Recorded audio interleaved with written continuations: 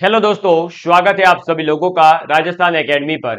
मैं प्रवीण सिंह आप सभी लोगों के साथ में। जैसा कि आप सभी लोग जानते हैं, लगातार एलडीसी एग्जाम, सीईटी एग्जाम, छात्रावास अधीक्षक एग्जाम के लिए साइंस और मैथमेटिक्स की क्लासेस रेगुलर लेकर के आ रहा हूं। हमारी साइंस की क्लासेस डेली 8 बजे होती है, जिसके अंतर्गत अभी तक 114 क्लासेस हो चुकी है।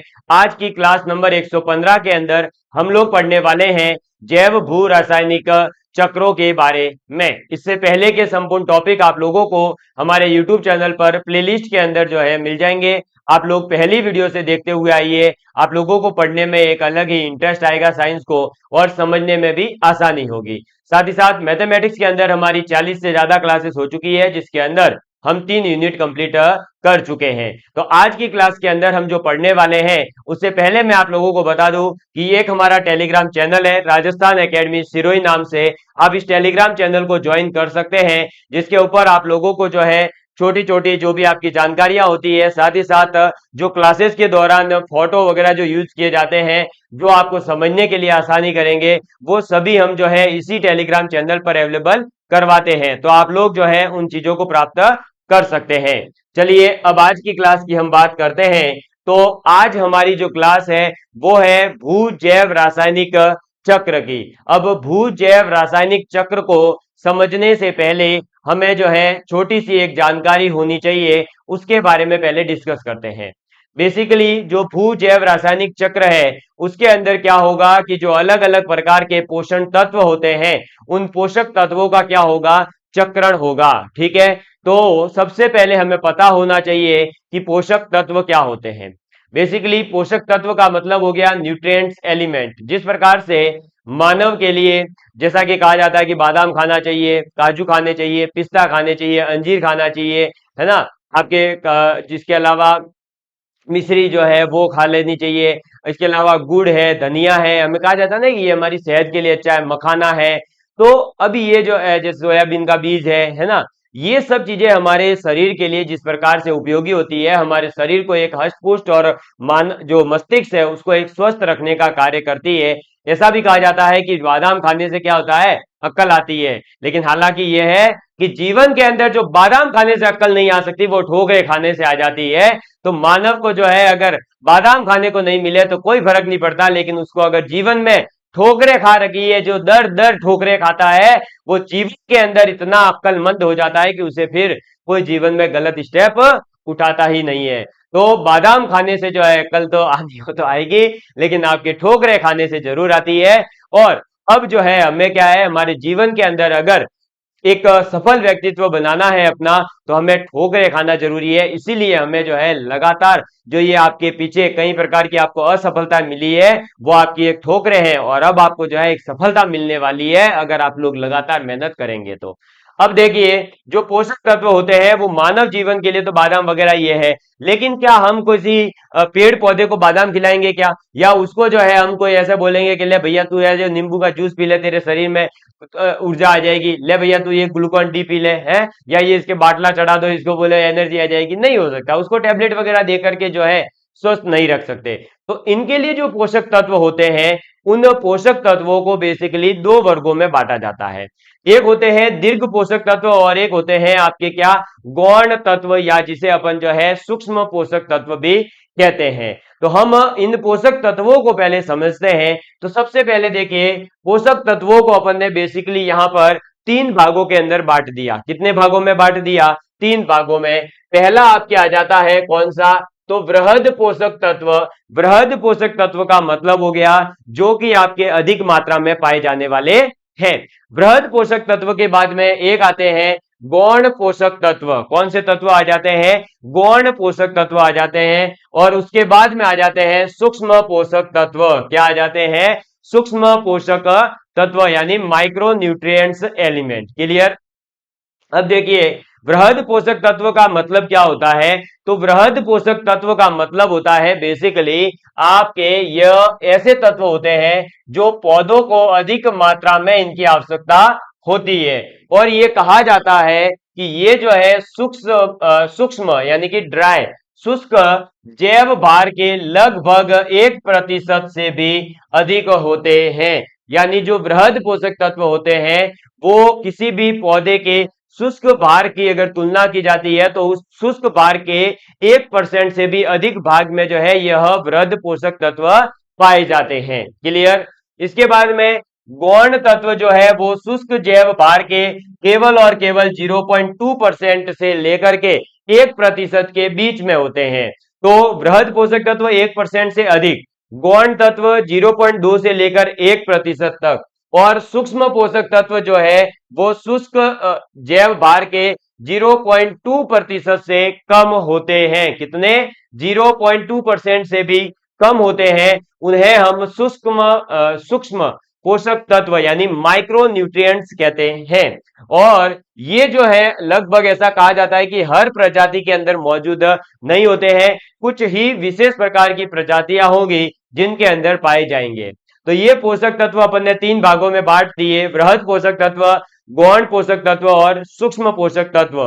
वैसे आप जनरली किताबों में देखोगे तो आपको 2 भागों में ही मिलते हैं, वृहद और सूक्ष्म, लेकिन मैंने थोड़ा सा जो है इनको एडवांस डिफरेंशिएट करके बता दिया है। ये मैंने भी कहीं पढ़ा था, वहीं से आपको बता रहा हूं, कोई मैंने अपना खुद का जो है डिस्कवरी नहीं करा ये चीज। अब देखिए वृहद पोषक तत्व के अंदर कौन कौन से तत्व आते हैं ये याद रखना बहुत जरूरी है, ये पूछा जा सकता है। तो वृहद पोषक तत्व के अंदर आते हैं आपके हाइड्रोजन, कार्बन, नाइट्रोजन, ऑक्सीजन और फॉस्फोरस। ये जो 5 तत्व है, कौन कौन से? हाइड्रोजन, कार्बन, नाइट्रोजन, ऑक्सीजन और फॉस्फोरस। ये 5 ऐसे तत्व है जो आपके किसके अंतर्गत आएंगे? तो ये पांचों तत्व आपके वृहद पोषक तत्वों के अंतर्गत आते हैं। इसके बाद में जो आपके गौण तत्व में देखें तो क्लोरीन, कैल्शियम, कॉपर, लोहा, मैग्नीशियम, सल्फर, सोडियम और पोटेशियम, ये वो तत्व है जो आपके किसके अंतर्गत आने वाले हैं? गौण तत्व के अंदर आएंगे। और एल्यूमिनियम, बोरॉन, 1 मिनट है ना, ये भैया भाग रहा है, इसको पता नहीं क्या तकलीफ हो गई है, लेकिन ये लो रख दिया, वापस से ही आ गया, ठीक है। देखिए अब एल्यूमिनियम है, बोरॉन है, ब्रोमीन है, जिंक है, कोबाल्ट है, आयोडीन है, क्रोमियम है, ये सभी पोषक तत्व है। कौन से? सूक्ष्म पोषक तत्व हैं। और हमें बेसिकली जब हम जैव भू रासायनिक चक्र की बात करेंगे तो ये सभी चक्र के रूप में काम करने वाले हैं। कौन कौन? हाइड्रोजन, कार्बन, नाइट्रोजन, ऑक्सीजन और फॉस्फोरस, और साथ में सल्फर भी होता है, सल्फर चक्र भी होता है। तो गौण तत्व में से एक सल्फर का चक्र अपन पढ़ने वाले हैं। तो टोटल ये 6 तत्व हो गए जिनके चक्रों के बारे में पढ़ने वाले हैं। क्लियर। अब देखिए इनका क्या कार्य है। तो जो वृहद पोषक तत्व है इनका कार्य होता है कि ये जो है जीवों की कोशिकाओं की संरचना का निर्माण करते हैं, तथा साथ ही साथ जीवों के अंदर चर्बी और कार्बोहाइड्रेट के ये प्रमुख घटक होते हैं। कौन? तो जो ये वृहद पोषक तत्व है, हाइड्रोजन आपका, फिर आपका कार्बन, नाइट्रोजन, ऑक्सीजन और फॉस्फोरस, ये क्या है? तो ये जीवों की कोशिकाओं की जो संरचना है, सेल का जो स्ट्रक्चर होता है उसका निर्माण करते हैं। और जंतुओं के अंदर जो है चर्बी और कार्बोहाइड्रेट के भी ये प्रमुख घटक होते हैं। नाइट्रोजन प्रोटीन निर्माण में और संश्लेषण में कार्य करता है। फॉस्फोरस जीवों में न्यूक्लिक अम्ल के लिए काम आता है। और न्यूक्लिक अम्ल कौन कौन से हैं? तो डीएनए और आरएनए, जिनके बारे में अपन अच्छे से पढ़ चुके हैं, जिनके अंदर कौन सा फॉस्फोरिक अम्ल पाया जाता है? तो H3PO4। इसके बारे में आप लोगों को बायो वाले पोर्शन के अंदर बता दिया गया, यानी बायोलॉजी का जो पोर्शन पढ़ा था, आनुवांशिकता, तब बताया गया था। और ये जो है कोशिका द्रव्य का निर्माण करते हैं। हो सकता है ये चीज पूछ ली जावे कि भाई नाइट्रोजन क्या करता है? तो प्रोटीन निर्माण और संश्लेषण का कार्य करता है। फॉस्फोरस क्या करता है? तो जीवों के अंदर जो हमारे न्यूक्लिक अम्ल है उनके अंदर ये काम आता है।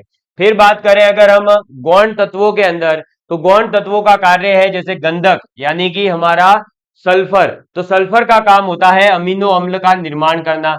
कैल्शियम जो होता है वो क्या करता है? तो जीवों की जो कोशिका की दीवारें होती है उन कोशिका की दीवारों को दृढ़ बनाता है, क्योंकि आपको पता होगा कि कैल्शियम जो है हमारे हड्डियों को मजबूत करता है। तो उसी प्रकार से ये जीवों के अंदर कोशिकाओं की जो दृढ़ता है उसको भी बनाता है। और मैग्नीशियम जो है आप लोगों को पता ही है क्लोरोफिल का उत्पादन करता है। क्लोरोफिल के अंदर कौन सी धातु पाई जाती है? तो मैग्नीशियम धातु पाई जाती है। इसके बाद में सूक्ष्म पोषक तत्व जो है वो हालांकि सभी पौधों के अंदर तो मिलते नहीं है, और मिलते भी है तो बहुत कम मात्रा में, कितने 0.2% से भी कम। क्लियर? किसका 0.2%? ये भी एक बार एग्जाम में जो है आ चुका है। तो शुष्क जैव भार का यानी कि ड्राई बायोमास का जो है ये परसेंटेज निकाला जाता है। शुष्क भार का मतलब ये हो गया कि ऐसा पौधा जिसके अंदर जो है आप जो भी उसका पानी वगैरह है वो सब हटा दे रहे हैं, वो एकदम शुष्क हो, ड्राई हो, तब उसका जैव भार कितना है? उसका 0.2% यानी बहुत ही कम मात्रा है सूक्ष्म पोषक तत्व की। गौण तत्वों की कितनी मात्रा है? 0.2 से लेकर 1%, और 1% से ऊपर है तो वृहद है। ठीक है? हालांकि पौधों की इनकी जो है आवश्यकता कम मात्रा में होती है, फिर भी इनका महत्व जो है होता है। समझ में आ गई बात? और इनका कोई चक्र है भी नहीं वैसे। चक्र हमें पढ़ने हैं केवल कौन कौन से? तो 5 तो वृहद पोषक तत्वों के, और एक चक्र बनता है सल्फर चक्र, जिसके बारे में हमें पढ़ना है। जो ये पोषक तत्व आपको बताए गए हैं ये आप अच्छे से याद कर लीजिएगा कि वृहद पोषक तत्व में कौन कौन से तत्व आएंगे, गौण में कौन से आएंगे, और सूक्ष्म में कौन से आएंगे। वृहद कौन से होंगे? जो 1% से अधिक है। और गौण कौन से होंगे? जो 0.2 से लेकर 1% है। और सूक्ष्म पोषक तत्व कौन से होंगे? जो 0.2 से भी कम है। समझ में आ गई बात? इनके कुछ कार्य भी याद रख लेना। जैसे सल्फर है, अमीनो अम्ल का निर्माण करेगा। ठीक है? जो फॉस्फोरस है वो न्यूक्लिक अम्लों का निर्माण करेगा। नाइट्रोजन जो है वो प्रोटीन का निर्माण और संश्लेषण करेगा। इसके अलावा कैल्शियम जो है वो जीवों की कोशिकाओं में दृढ़ता प्रदान करेगा। मैग्नीशियम जो है वो क्लोरोफिल का उत्पादन करेगा। ये सब इनके कार्य भी याद रखिएगा। अब हम समझने जाते हैं हमारे जो सिलेबस में दे रखा है टॉपिक जैव भू रासायनिक चक्र, उसको देखिएगा। तो अब आपने जो है पढ़ लिया बेसिक इसका कि पोषक तत्व क्या होते हैं। अब आप हेडिंग डालिएगा जैव भू रासायनिक चक्र। जैव भू रासायनिक चक्र।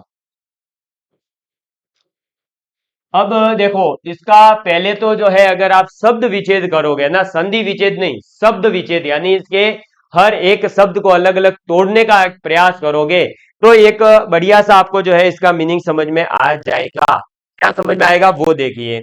ये लिखा हुआ क्या है? जैव भू रासायनिक चक्र। सबसे पहले बताइए जैव का मतलब क्या होता है? बायो यानी कि बायोलॉजी, यानी जीवित कोई प्राणी होने वाला है। ठीक है? तो अपन किसकी बात करने वाले हैं? किसी न किसी जीव के बारे में बात करेंगे। फिर भू, भू यानी कि भूमि, रासायनिक यानी कि भूमि के अंदर मिलने वाले जो रासायनिक पदार्थ है वो, और उनका चक्र। तो जो भू जैव रासायनिक चक्र का मतलब है वो मतलब ये होता है कि जीवों के अंदर जो भू जैव है, भूमि है, उस भूमि पर मिलने वाले जो रासायनिक पदार्थ है उनका चक्रण किस प्रकार से होगा। तो जीवों के अंदर भूमि पर मिलने वाले रासायनिक पदार्थों का चक्रण किस प्रकार से होगा, उसी को कहते हैं जैव भू रासायनिक चक्र। समझ में आ गई बात? ये था इनका शब्द विच्छेद के माध्यम से मीनिंग। अब हम जो है इसकी डेफिनेशन लिख लेते हैं सबसे पहले, फिर हम जो है इसे आगे समझेंगे। ठीक है? एक सेकेंड, आप लोग इसे नोट डाउन कर लीजिए, मैं एक बार चेक कर लेता हूं, कोई प्रॉब्लम हो रही है शायद, देख लेने दीजिए। ओके ओके, कोई दिक्कत नहीं है। चलिए कोई दिक्कत नहीं है। अब आप जो है डेफिनेशन लिखेंगे कि पोषक तत्वों, क्या डेफिनेशन लिखेंगे? तो पोषक तत्वों, पोषक तत्वों, और बता दूं ये सभी चक्र बहुत ही ज्यादा इंपॉर्टेंट है, इनमें से एक दो क्वेश्चन आपको एग्जाम में जरूर देखने को मिलेंगे, इसलिए अच्छे से तैयार कर लीजिएगा। तो पोषक तत्वों तथा, पोषक तत्वों तथा महत्वपूर्ण, पोषक तत्व अपने पीछे बात कर ली पोषक तत्वों की, तथा महत्वपूर्ण लघु एवं दीर्घ, लघु एवं दीर्घ पोषक तत्वों। ठीक है? तो लघु और दीर्घ भाई वृहद और गौण हो गए। क्लियर? तो दीर्घ पोषक तत्वों के, पोषक तत्वों के जैविक से अजैविक, यानी कि जीव से अजीव के अंदर, या फिर हम ये कह सकते हैं कि अजीव से जीव के अंदर, यानी जो जीवित है उसमें से भूमि में मिलेगा, भूमि से क्या होगा वापस जीव में मिलेगा, ये जो चक्र चलेगा उसी को कहते हैं अपन क्या? भू जैव रासायनिक चक्र। तो आप लिखेंगे इसके अंदर कि तत्वों के जैविक से अजैविक, ठीक है, जैविक मतलब बायोटिक होता है, अजैविक मतलब अबायोटिक, तो बायोटिक से नॉन बायोटिक या अजैविक से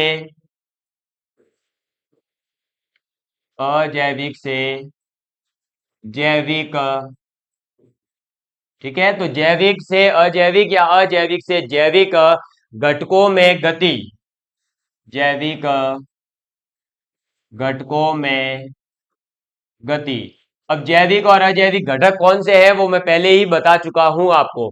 तो उन घटकों के अंदर जो है गति के फलस्वरूप, गति के फलस्वरूप पारिस्थितिकी तंत्र, पारिस्थितिकी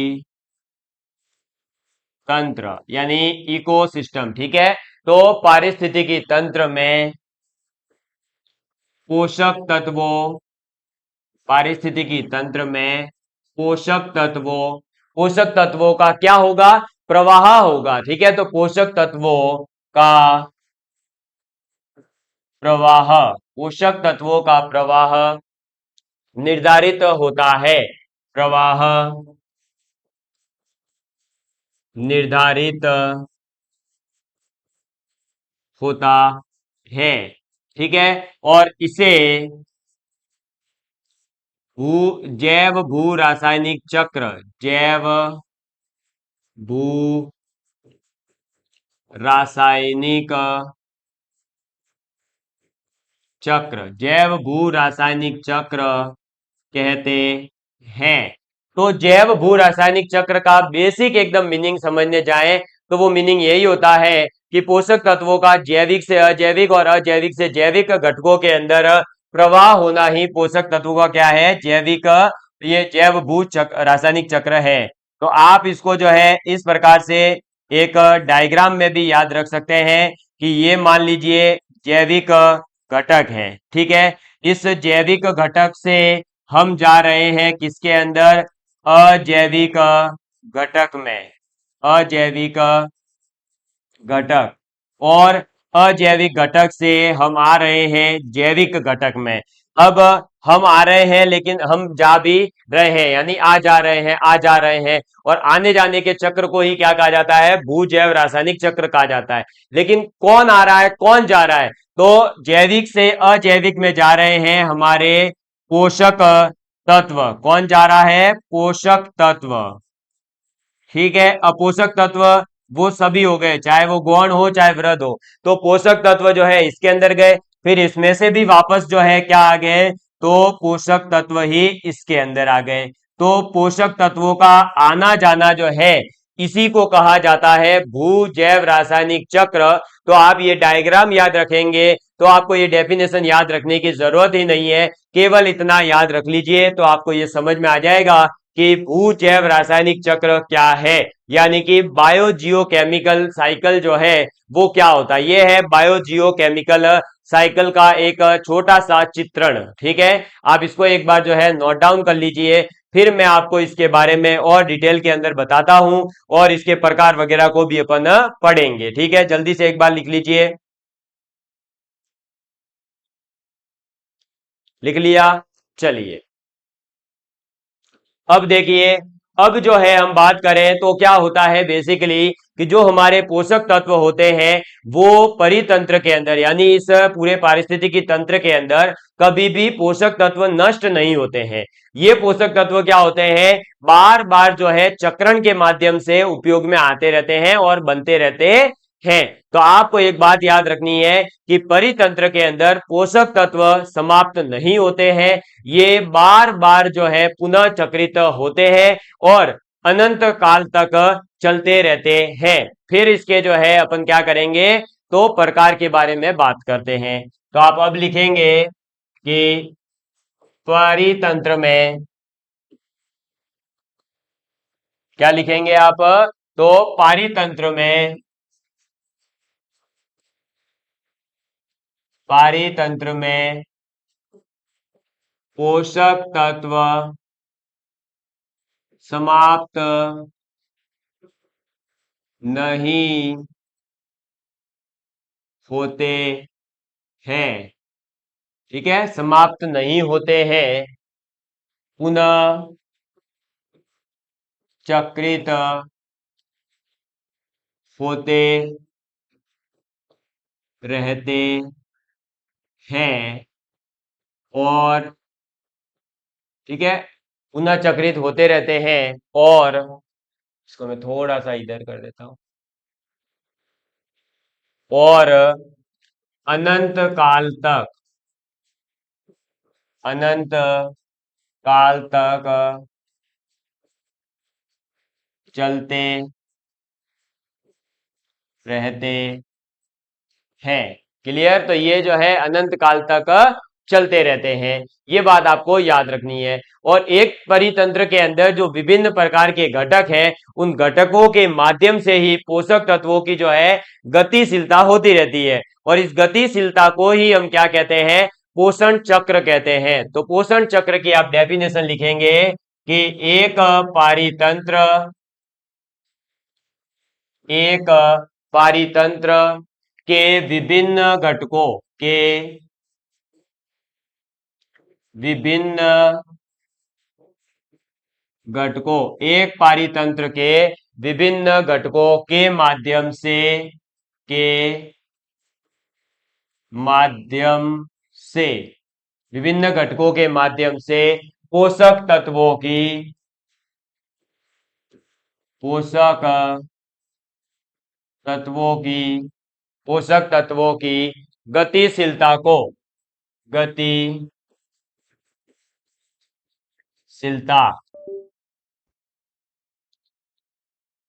एक ही परितंत्र के विभिन्न घटकों के माध्यम से पोषक तत्वों की गतिशीलता। मुझे पता है एकदम से बीच में कट आया है, वो टेक्निकल इशू है, आप लिख लीजिए, आ गया ना? तो गतिशीलता को पोषण चक्र, क्या? पोषण चक्र, पोषण चक्र कहते हैं। ठीक है, और इस पोषण चक्र को ही आप जैव भू रासायनिक चक्र कह सकते हो। क्लियर? तो ये जो है पोषण चक्र की डेफिनेशन हो जाएगी कि भाई जो हमारे पोषक तत्व है, उन पोषक तत्वों का जैविक से अजैविक घटकों के अंदर जो चक्रण होता रहता है, उसी चक्रण को हम कह रहे हैं जैव भू रासायनिक चक्र। समझ में आ गई बात? तो अब जो है भू जैव रासायनिक चक्र आपको समझ में आ गया है। तो भू जैव रासायनिक चक्र के प्रकार हैं, उनके बारे में हमें पढ़ना है। लेकिन इसके बारे में पढ़ने से पहले मैं एक दो छोटे छोटे से आपको पॉइंट लिखवा देता हूं, जो एग्जाम के अंदर आपसे जो है पूछे जा सकते हैं। कई बार जो है ऐसे छोटे छोटे आपके दो तीन पॉइंट मिलाकर पूछ लिया जाता है कि निम्न में से कौन सा कथन सत्य है, असत्य है, ऐसा। तो पहला पॉइंट आप सभी लोग लिखेंगे कि कार्बन, हाइड्रोजन, कार्बन, हाइड्रोजन, हमारा ऑक्सीजन, नाइट्रोजन, ठीक है, ऑक्सीजन, नाइट्रोजन, और इसके साथ में कैल्शियम तथा फॉस्फोरस। ठीक, क्या? कैल्शियम तथा, कैल्शियम तथा फॉस्फोरस, फॉस्फोरस। क्लियर? या तो तत्व या यौगिक के रूप में। ठीक है, ये जितने भी आपके तत्व बताए हैं मैंने, carbon, hydrogen, oxygen, nitrogen, calcium और फॉस्फोरस, या तो आपके तत्व के रूप में या यौगिक के रूप में, यौगिक के रूप में कहां पर उपस्थित रहेंगे? तो यौगिक के रूप में हमारे शरीर का लगभग 99% भाग जो है वो इन्हीं तत्वों के माध्यम से बनता है। तो लिखेंगे यौगिक के रूप में हमारे शरीर का, यौगिक के रूप में हमारे शरीर का, शरीर का 99%, कितना? 99% भाग, ठीक है, 99% भाग बनाते हैं। ये बात आपको याद रखनी है। क्लियर? ये अच्छे से याद रखिएगा कि carbon, hydrogen, oxygen, nitrogen, calcium, phosphorus, ये ऐसे तत्व हैं जो या तो तत्व के रूप में या यौगिक के रूप में हमारे शरीर का लगभग 99% भाग जो है बनाते हैं। क्लियर? ये बात आपको याद रखनी है। और इसके अलावा जितने भी हमारे समस्त जितने भी जीवधारी हैं, उन जीवधारियों का लगभग 95% भाग जो बनता है वो इन्हीं तत्वों के माध्यम से बनता है। तो आप इसी के अंदर लिख सकते हैं, तथा समस्त जीवधारियों, है ना, समस्त जीवधारियों, मानव के अलावा जितने भी जीवधारी है उनकी बात कर रहे हैं। तो समस्त जीवधारियों का लगभग का लगभग कितना? 95% से अधिक होता है ये, ठीक है। तो तथा समस्त जीवधारियों का लगभग संगठन का संगठन का 95% भाग होते हैं। कौन? तो ये जो ऊपर लिखवाए गए तत्व है, ये carbon, hydrogen, oxygen, nitrogen, calcium और फास्फोरस, ये तत्व के रूप में उपस्थित होंगे। ये कोई जरूरी नहीं है, तत्व के रूप में भी हो सकते हैं और साथ ही साथ कई बार जो है ये यौगिक के रूप में भी उपस्थित रहते हैं। मानव शरीर का लगभग 99% भाग इन्हीं तत्वों के माध्यम से बना है और समस्त जीवधारियों का 95% से भाग जो है इनसे बना हुआ रहता है। इसके अलावा भी जो है 15 से 25 और भी बहुत सारे पोषक तत्व है, लगभग कहा जाता है 70 से भी ज्यादा पोषक तत्व होते हैं, ठीक है। तो वो भी जो है कहीं ना कहीं किसी न किसी पौधे और प्राणियों के लिए क्या रहते हैं? उपयोगी रहते हैं। लेकिन हमें उन सभी पोषक तत्वों को याद करने नहीं बैठना है, आपको जो केवल बताया जा रहा है उतना याद रख लीजिए, आपका काम हो जाएगा। अब हम बात करते हैं इस पोषक तत्वों के पूरा जो आपका चक्रण होने वाला है, उस चक्रण के दो प्रकारों के बारे में। किसकी बात करेंगे अपन? अब जो पोषण चक्र है उसके प्रकारों की। ये जो पोषण चक्र है इसके प्रकार जो बताए जा रहे हैं वो बताए जाएंगे कि ये पोषक तत्व का भंडारण कहां पर होगा, इनका जो संग्रहण है वो कहां पर होगा, उसके आधार पर दो प्रकार के पोषण चक्र बताए जाते हैं। तो आप लिखेंगे कि भंडार के आधार पर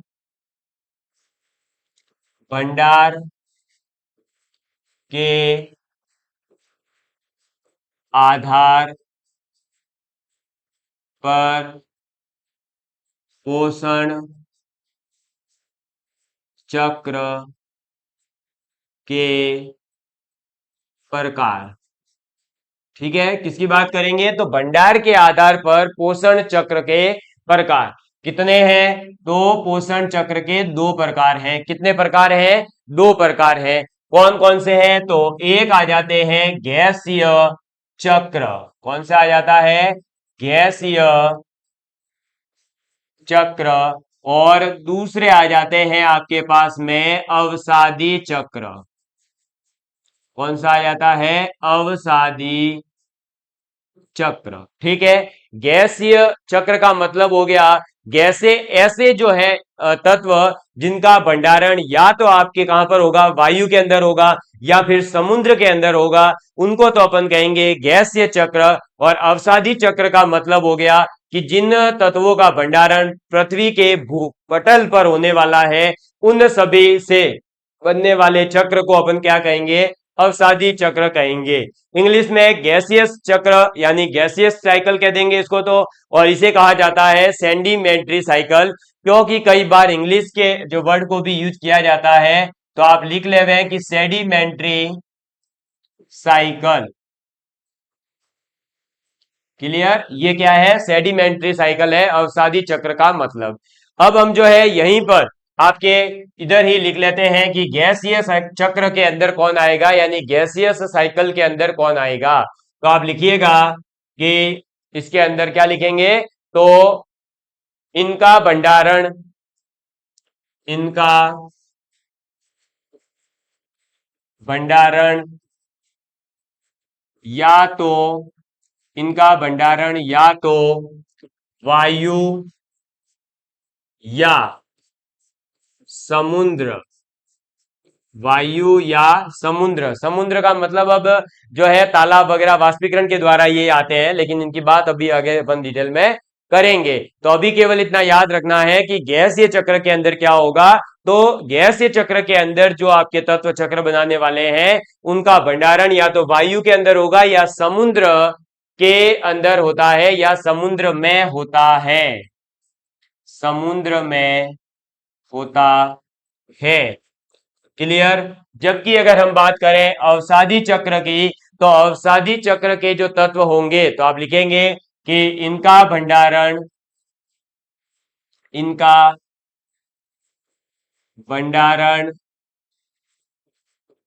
पृथ्वी, इनका भंडारण पृथ्वी के भूपटल पर, के भूपटल। अब भूपटल का मतलब आप समझते ही हैं, पूरी जो धरती है ना उस धरती की बात कर रहे हैं। तो इनका भंडारण कहां पर होगा, तो पृथ्वी के भूपटल पर होता है, भूपटल पर होता है। क्लियर। तो ये याद रखना एक तो कि इनका भंडारण कहां पर होगा। अब अगर बात करें गैसीय चक्र के अंदर कौन से तत्वों का चक्रण आएगा, तो इसके अंदर बेसिकली गैसें जो है उनका ही आता है। तो एक तो आपके सबसे ज्यादा इंपॉर्टेंट है इसमें नाइट्रोजन चक्र, फिर एक आपके इसके अंदर इंपॉर्टेंट है कार्बन चक्र, फिर एक आपका इसके अंतर्गत आ जाता है जल चक्र। अब जल चक्र का मतलब हो गया हाइड्रोजन और ऑक्सीजन दोनों ही इसके अंदर आ गई है। समझ में आ गई बात। तो ये आपको याद रखना है कि जो हमारा गैसीय चक्र है उसके अंदर कौन कौन से चक्र आ जाएंगे या कौन से तत्व आते हैं। तो इसके अंदर तत्व आते हैं नाइट्रोजन, कार्बन, जल चक्र और ऑक्सीजन। क्लियर। अब ऑक्सीजन और हाइड्रोजन दोनों मिलकर ही जल चक्र बनाते हैं। तो ये आपको तीन नाम तो याद रखने हैं। अगर मैं बात करूं अवसादी चक्र के अंदर, तो अवसादी चक्र के अंदर वो तत्व आते हैं जो भूपटल पर पाए जाते हैं। जैसे कि सबसे पहले हमारे आ जाएगा आयरन, ठीक है। फिर आयरन के बाद में हमारे पास आ जाएगा कैल्शियम, कैल्शियम के बाद में हमारे पास आ जाएगा सल्फर, सल्फर के बाद में हमारे पास आ जाएगा फॉस्फोरस, ठीक है। ये जो है तत्व कौन कौन से, आयरन है, कैल्शियम है, फॉस्फोरस है, सल्फर है, इन आदि इसके अलावा भी बहुत सारे तत्व हैं जिनका भंडारण कहां पर होता है, भूपटल पर होता है। वो अवसादी चक्र के अंतर्गत आते हैं और गैसीय चक्र के अंतर्गत वो आएंगे जिनका भंडारण वायु के अंदर होता है। अब वायु के अंदर भंडारण क्या, लोहा जो है वायु के अंदर तैरता हुआ मिला है क्या, नहीं मिल सकता। वायु के अंदर कौन मिलेगा, गैसें मिलेगी। समुद्र के अंदर भी क्या मिलेगा, गैसें मिलेगी। तो इसलिए जो गैसें हैं उनका जो चक्र होगा वो गैसीय चक्र कहलाएगा। और जो हमारे तत्व है जो भूपटल पर पाए जाते हैं उनका चक्र जो होगा वो अवसादी चक्र का भाग होगा। क्योंकि कई बार ऐसा छोटा सा क्वेश्चन भी पूछ लिया जाता है कि नाइट्रोजन चक्र किस प्रकार का चक्र है, अवसादी चक्र है, गैसीय चक्र है, दोनों है, इनमें से कोई नहीं। तो आपको पता होना चाहिए कि नाइट्रोजन चक्र, कार्बन चक्र, जल चक्र ये तीनों गैसीय चक्र के प्रकार हैं। जबकि अगर हम बात करें फास्फोरस चक्र की, सल्फर चक्र की, तो वो अवसादी चक्र के भाग हैं।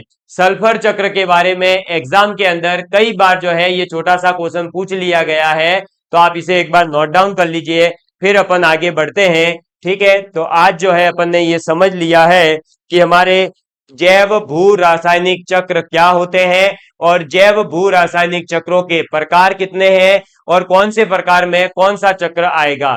कल की जो क्लास होगी उसके अंतर्गत हम आते ही सबसे पहले डिस्कस करेंगे जल चक्र के बारे में, और जल चक्र के बाद में साथ में डिस्कस करेंगे अपन कार्बन चक्र को, इसके बाद में नाइट्रोजन चक्र को, और नाइट्रोजन चक्र के साथ में सल्फर चक्र को, और लास्ट की क्लास के अंतर्गत इन सभी का एक ओवरव्यू देते हुए मैं जो है फास्फोरस चक्र के साथ में इस क्लास को कंप्लीट करूंगा। यानी अभी 1 से 2 क्लासें और आने वाली है।